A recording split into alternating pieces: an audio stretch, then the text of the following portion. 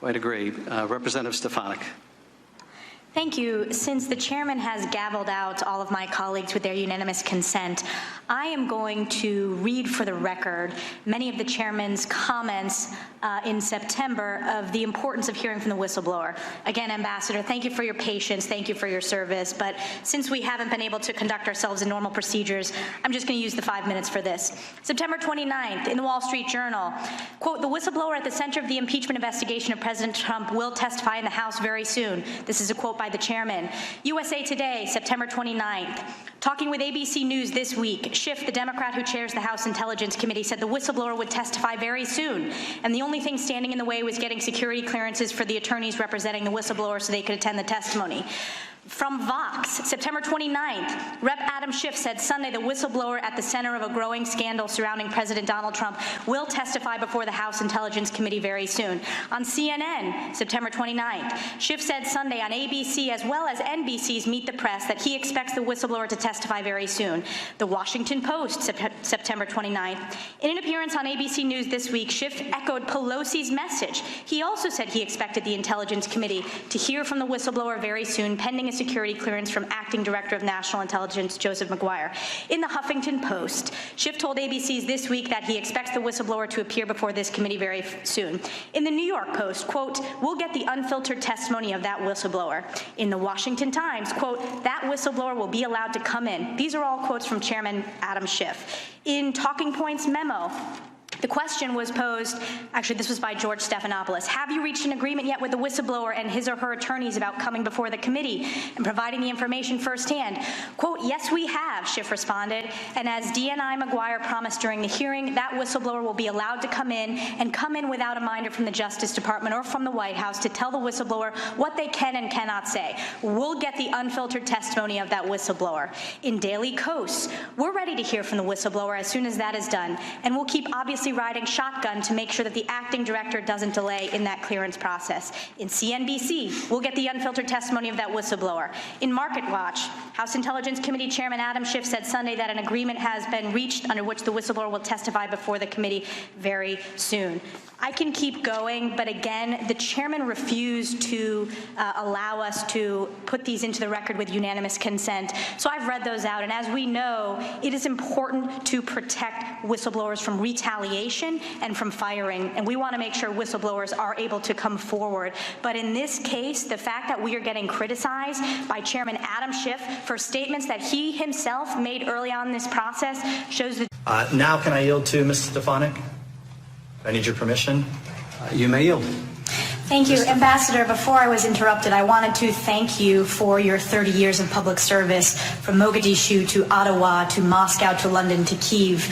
I also wanted to thank you for hosting the numerous bipartisan delegations. I led one of those delegations in Ukraine. My questions today will focus on three key themes. The first is the role of the president when it comes to appointing our ambassadors. The second is long-standing corruption in Ukraine. And the third is aid to Ukraine. Earlier this week, as you know, we heard from George Kent, and I know that Mr. Kent is a colleague, a friend, and someone who you deeply respect. In his testimony, he stated, all ambassadors serve the pleasure of the president. You would agree with that statement, correct? Yes. And in fact, he elaborated and went on to emphasize that this is without question. Everybody understands that. You would agree with that? I would agree with that. And in your own deposition under oath, you stated, quote, although I understand, everyone understands that I serve at the pleasure of the president. Is that correct? Yes. And just so there's no public confusion, you are still an employee of the State Department, correct? Yes. And in the deposition, you say that you personally asked whether it would be possible to be a fellow at Georgetown University, and that was arranged for me, and I'm very grateful. That's where you're posted today, correct? Yes. Georgetown students are lucky to have you. We are lucky to have you in Foreign Service, and I again want to thank you for your tremendous public service. Shifting gears to corruption in Ukraine, in your powerful deposition, you described, quote, we have long understood that strong anti-corruption efforts must form an essential part of our policy in Ukraine, and now there is a window of opportunity to do that. And so why is this important, and why is this important to us? Put simply, anti-corruption efforts serve Ukraine's interests, but they also serve ours as well. Is that still your testimony? Yes. And particularly at the critical time in 2014, after the Ukrainian elections, you testified that the Ukrainian people had made clear in that very election that they were done with corruption. correct? Yes. And you also testified that the Ukrainians thought it would be a good idea to set up this architecture of a special investigative office that would be all about the crimes of corruption, correct? Yes. And I know this was before you arrived in Ukraine, but you are aware that the first case that the U.S., UK, and Ukraine investigators worked on was in fact against the owner of Burisma. Yes. And that was during the Obama administration. Yes. And in your testimony, you said today the investigation was never formally closed because, quote, it's frankly useful to keep that company hanging on a hook, right? That's your quote. Yeah, the Ukrainian investigation was never closed. Partnered with the U.S. and the UK. As I understand it. Yeah, although because we didn't see the Ukrainians moving forward on that, we no longer partner with them on that case or in that way. But let's take a step back. The first time you personally became aware of Burisma was actually when you were being prepared by the Obama State Department for your Senate confirmation hearings. And this was in the form of practice questions and answers. This was your deposition. And you testified that in this particular practice Q&A with the Obama State Department, it wasn't just generally about Burisma and corruption, it was specifically about Hunter Biden and Burisma. Is that correct? Yes, it is. And the exact quote from your testimony, Ambassador, is, quote, the way the question was phrased in this model Q&A was, what can you tell us about Hunter Biden's, being named to the board of Burisma? So for the millions of Americans watching, President Obama's own State Department was so concerned about potential conflicts of interest from Hunter Biden's role at Burisma that they raised it themselves while prepping this wonderful ambassador nominee before her confirmation. And yet our Democratic colleagues and the chairman of this committee cry foul when we dare ask that same question that the Obama State Department was so concerned about.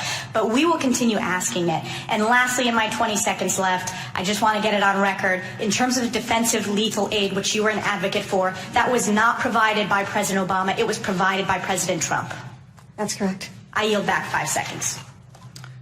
Time's your reckoning. Before I turn to our witnesses, I just wanted to say to my Democratic colleagues, not a single Republican member of this committee has said that Russia did not meddle in the 2016 elections.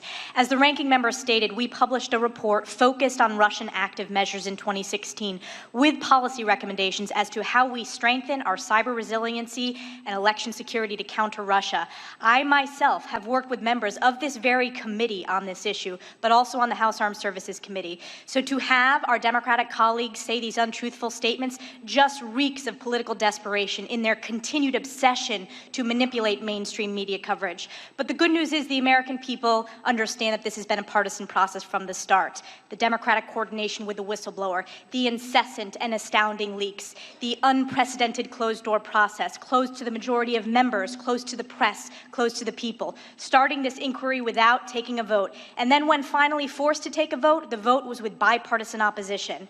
Now, with 4 minutes left, I'm going to turn to our two witnesses. Thank you both for your service. Thank you, Dr. Hill, for your comments on the personal attacks. I wanted to ask you each fact-based questions. Dr. Hill, you testified that you handed over your duties on the NSC to Tim Morrison on July 15th and that you physically left the White House on July 19th, correct? That is correct, yes. So that means that by the time there was the July 25th call with President Trump and President Zelensky, you were no longer on the NSC. Correct? Actually, I was still technically on the payroll of the NSC until the end of August 30th of 2019. But I was not physically in the building, and I'd handed over my duties to Mr. Morrison. And you were not on the call? I was not on the call. That is absolutely correct. And it's also correct that you did not participate in the preparation of talking points or the specific coordination of setting up the call? Not for that call, but let me just say for the record that there had been a long anticipation that eventually there would be a call. So there was a call package that was prepared in advance. I just cannot say how much of that call package that had perhaps been prepared since, for example, the inauguration of President Zelensky was then used as the basic material for that call. So I did take part in the preparation of that standard call package, but I did not take part in any preparation for the specific call on July 25th. And the first time you actually read the transcript of the call was when it was released to the public? That's correct. Mr. Holmes, I wanted to turn to you. Good to see you again. Thank you for mentioning the bipartisan delegation that I led on behalf of the House Armed Services Committee with my friend, Representative Anthony Brown from Maryland. We did have an exceptionally informative visit where we highlighted the bipartisan congressional support for Ukraine, in particular the importance of countering Russian aggression. And we discussed in the briefings at the embassy the importance of defensive lethal aid in the form of javelins, which, as you both, I think you stated today, is, quote, an important strategic deterrent to Russia. And I just want to highlight on the record, I know this has been asked, the javelins were provided by the Trump administration and not the Obama administration, correct? That's correct. And I would just say, I think we discussed the importance of all our security assistance to Ukraine, not just the javelins. Absolutely, all of our security assistance, which I strongly support. Again, thank you for being a host on that. Dr. Hill, turning back to you, there's been discussion about the process of scheduling the meeting between President Zelensky and President Trump. And you testified that there was hesitancy to schedule this meeting until after the Ukrainian parliamentary elections. Is that correct? That is correct, yes. And that's because there was speculation in all analytical circles, both in Ukraine and outside the Ukraine, that Zelensky might not be able to get the majority that he needed to form a cabinet, correct? That is correct. And you also testified that another aspect of the NSC's hesitancy to schedule this meeting was based on broader concerns related to Zelensky's ability to implement anti-corruption reforms. And this was in specific relation to Ukrainian oligarchs who basically were the owner of the TV company that Mr. Zelensky's program had been a part of. Is that correct? That is correct. Just distilling this down to the key facts, I wanted to ask both of you three key questions. So the fact of the matter is Ukraine ultimately did receive the aid, correct, Mr. Holmes? Ultimately. Yes. And Dr. Hill? Correct, ultimately. And there was no investigation into the Bidens, correct, Mr. Holmes? They did not open a new investigation into the Bidens. No. Correct. And Dr. Hill? Correct. And there was, in fact, a meeting between President Trump and President Zelensky ultimately at the UN. Is that correct? The president invited Zelensky to the Oval Office at a date undetermined. That has not yet happened. The meeting at the UN. President Trump and President Zelensky met at the UN. They did, but not in the Oval Office. But they did have a meeting at the UN. They did, ma'am. And Dr. Hill, they did? Okay, thank you. I yield back.